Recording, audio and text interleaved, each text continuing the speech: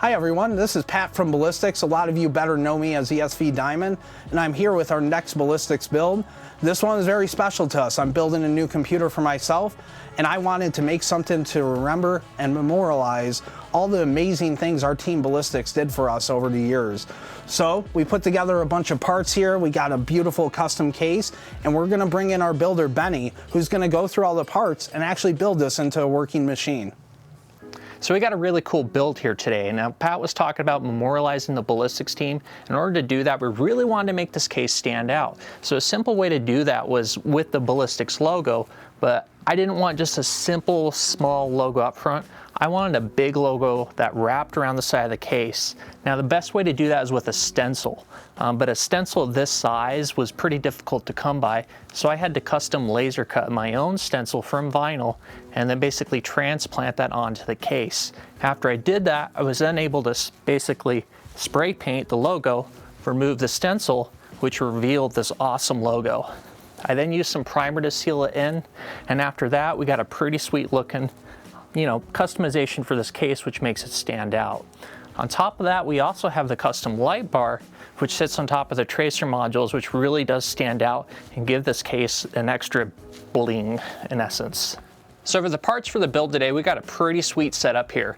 Asus was kind enough to give us a Maximus 11 Hero board, which is going to serve as the basis for this build. On top of that, we have NVIDIA, which gave us a GeForce GTX 1080 Ti with 12 gigs of integrated video RAM, which is good to play just about any game you'd want. I'd say at 1440p at 144 frames a second. And of course, to power all this, we have the Intel 9900K.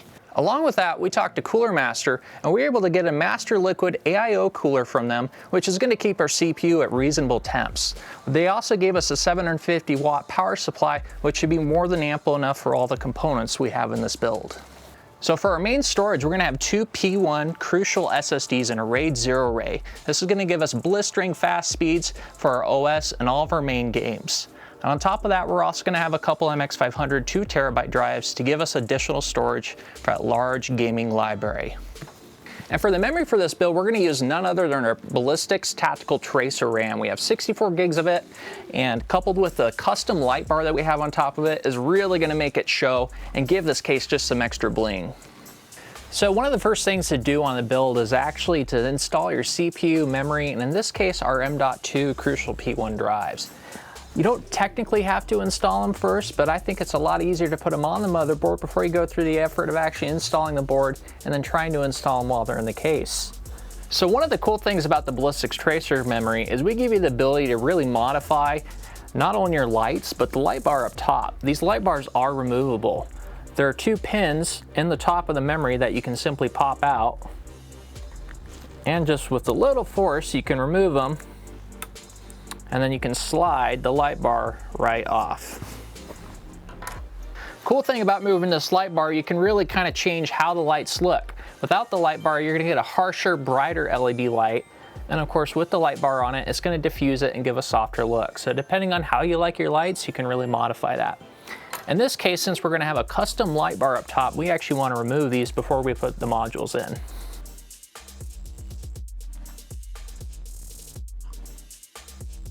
And with your memory modules, it's always really important to make sure they snap in all the way.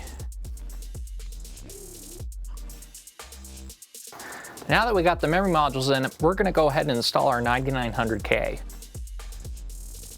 We first need to remove the plastic protection cover from the top. And then we can take our actual CPU out of the box.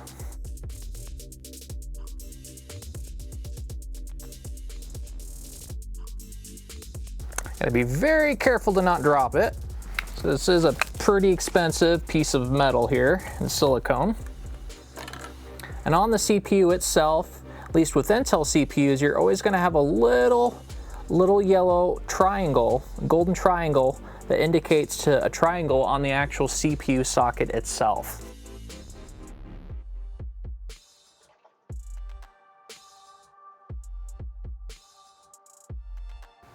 So now that we have the CPU and memory installed, we're gonna go ahead and install our M.2 drives on this Asus motherboard. Now this particular motherboard comes with a couple heat sinks that cover the M.2 drives to dissipate them. So we'll basically need to remove these heat sinks before we can put the actual drives in place.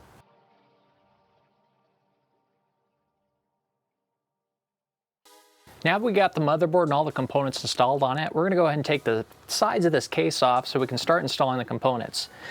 With these plexiglass cases, it's really important that you be careful with these glass panels when you take them off, because they can shatter, and that wouldn't be good. So.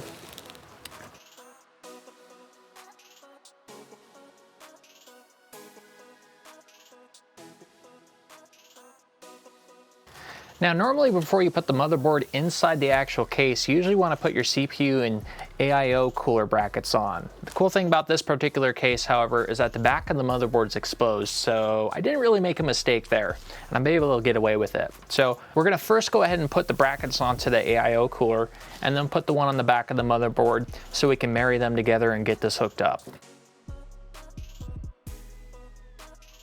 This particular case has an I/O removable bracket up front. This makes it really easy to install your liquid-cooled I/O radiators, in this case a 240mm from Cooler Master.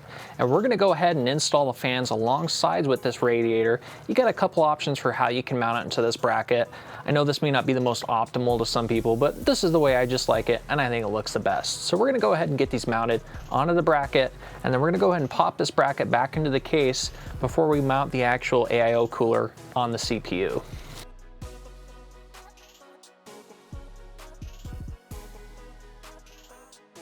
So this particular AIO cooler comes with some thermal paste and a pen. Some may come with a pad already applied, and either work fine. It's really, there really isn't a huge difference between either of them. In this case, we're going to include the included paste and put about a pea-sized drop in the middle of the cooler. Now we're going to go ahead and move the cooler around and mount it on the CPU bracket. And our AIO cooler is installed.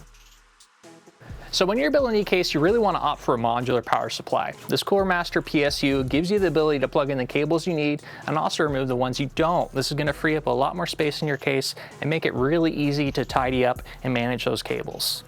With our power supply, we also bought this extension cable kit.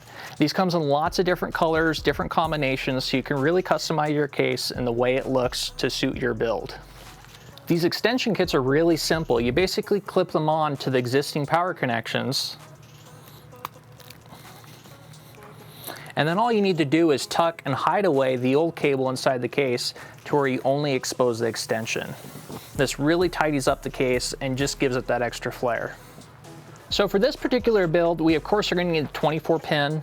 The 1080 Ti also has an 8x and a 6x PCI Express power link. So we're going to have those along with the CPU power and motherboard power that go directly to the motherboard.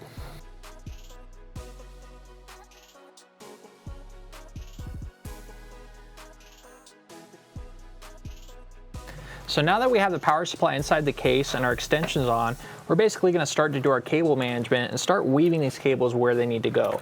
With this actual case, they're included a USB front header, as long as some other audio ports, and a SATA power for the actual fans. These are all important to make sure we have connected, but they're going to need to be routed up through and around and onto the motherboard. And of course, we're also going to need to route our other cables for the 24-pin and other connections.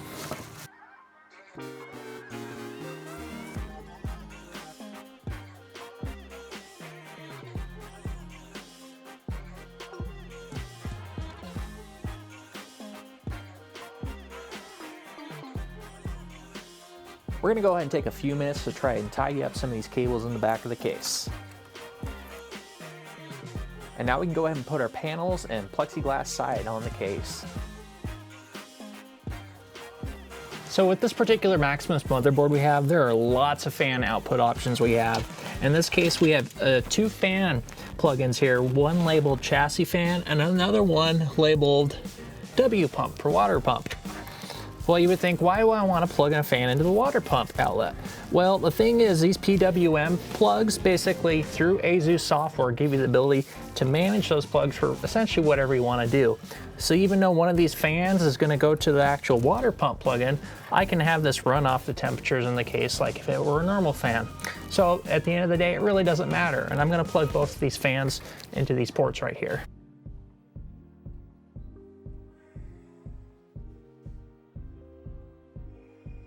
So now that we got the motherboard, power supply, and the majority of our cables in, we're gonna go ahead and drop our video card in.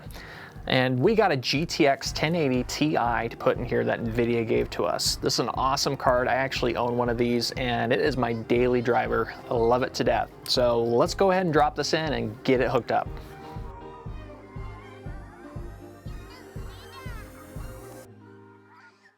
So we're back now from a short break that we had to take to manufacture this custom light bar for our Ballistix tactical tracer modules. Really cool thing about this Ballistix light bar is it slides across all 4 of the modules, so we can get a really cool illuminated Ballistix badge along with all the championships for our Ballistix team.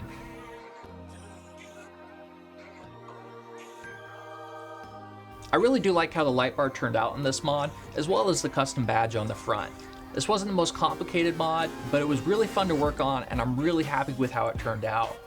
I'd like to thank our sponsors, as well as everyone on the Ballistix team and everyone who made this mod possible.